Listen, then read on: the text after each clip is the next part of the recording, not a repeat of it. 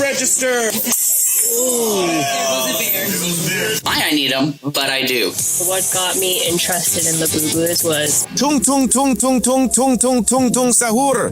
Anomali mengerikan yang hanya keluar pada sahur. It's just the ordinary stuff that people were doing apparently back in the day that was considered normal. The archive opens gently with grown adults queuing outside of a Starbucks before sunrise. At first, you assumed there was a national shortage. Coffee had become medicine. Society had 4 hours left and Starbucks was distributing the final liquid on Earth. Then the camera got a bit closer and they were actually fighting over this. And people pay strangers to scoop random beads from plastic tubes. Adults are carrying ugly things on designer handbags. An artificial banana started cheating on artificial cherries. Then children begin screaming, somebody has stolen a wooden JPEG holding a baseball bat. I mean, look at this. What the hell were these people on? Nothing. That's the thing. They were completely sober. Bearista Cup.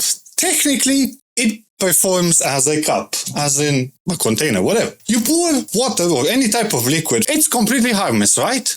Wrong. Starbucks made it difficult to buy and suddenly people were queuing before opening. They were calling different branches beforehand and even were telling the staff off for buying too many things. Humanity perfected the cup thousands of years ago. You put some liquid inside of it, you tilt it towards your mouth and that's it. Technology finished. Project complete. Go home, quest complete. Starbucks added a couple of years and adults began planning operations like they were going to some war. Whatever was inside of that cup was irrelevant. By these people saying that it had tastes better.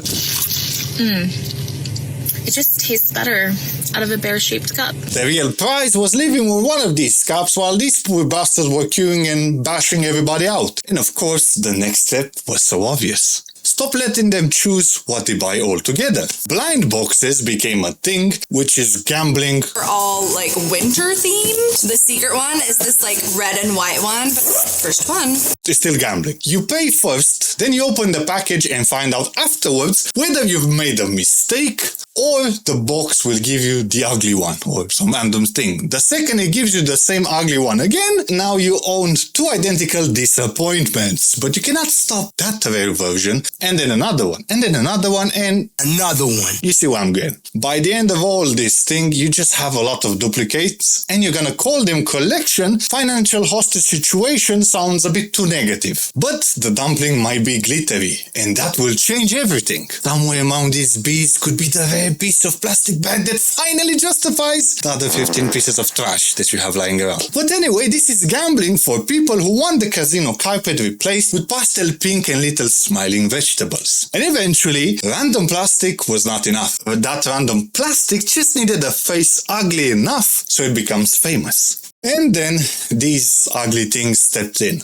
Labubu looks like a rabbit drawn from memory by someone with a head injury. People call it cute, which means their vision might be deteriorating faster than expected. You must have the eyes of a shrimp to look at that face and see anything except a Victorian chimney child waiting to bite the landlord. I mean, Jesus Christ. Yet this thing appeared everywhere. On the handbags, in bedrooms, across entire display walls, and adults queued for hours. Weeks, new releases, and discovered colors variation with the seriousness of people diversifying an investment portfolio. I mean, that doll literally performs no functions. Just looks like it wants to bite you.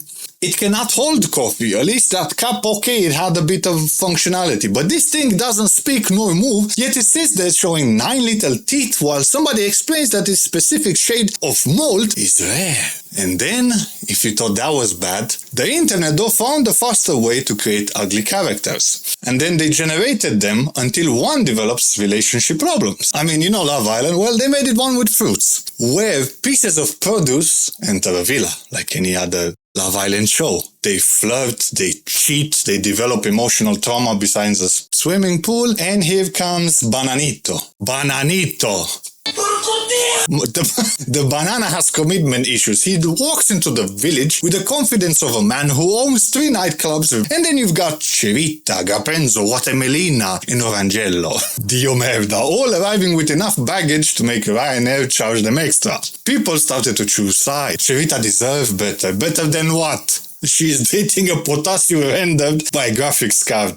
Gapenzo is toxic. Yeah, he's one grape wearing sunglasses. Just put him back into the bottle. Yet people remember these characters. They followed their relationships. They return to find out where Bananito has finally stopped behaving like a nightclub promoter with a restraining order. Ew, Bananito, ma che cazzo?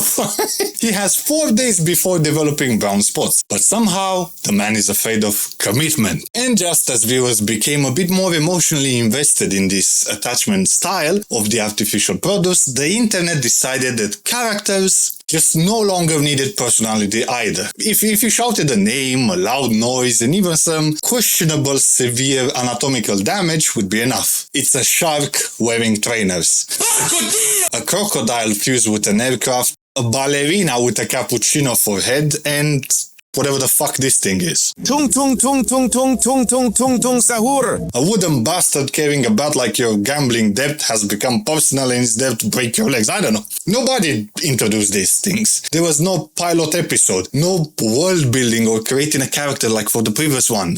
It's just Bombardiro, Crocodile, what the hell is that? They just simply appeared, shouted nonsense, and multiplied. The names, though, sound again like an Italian restaurant collapsing down a staircase. Tralalero, tralala, ballerina cappuccina, bombardini gusini, Madonna Santa, what? And because the internet cannot encounter nonsense without constructing a government around it, all these characters again develop rivalries, rankings, and even some family trees. Children began explaining the lore like survivors documenting a civil war. No, Bombini is related to Bombardiro, but they become enemies after the cappuccino incident. Mate, you're 7.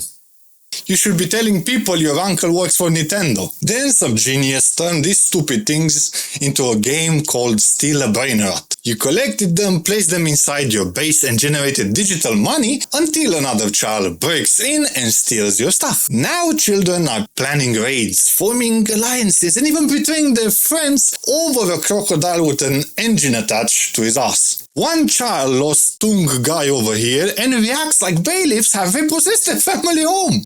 Wait. No! Steak! This AI hallucination has acquired property values because they have victims, criminals, and there are actually even tutorials online on how to rob victims more efficiently. We began with a bear-shaped cup, but we ended up with organized crime around a wooden JPEG. Now, returning back to the child in 2036 or the adult is gonna see this, why did they make any of it? Because there is no explanation that makes us look better. And if you think that that will make you look better, She tryna win, I beat him by the car. I beat him, it's 40 in the car.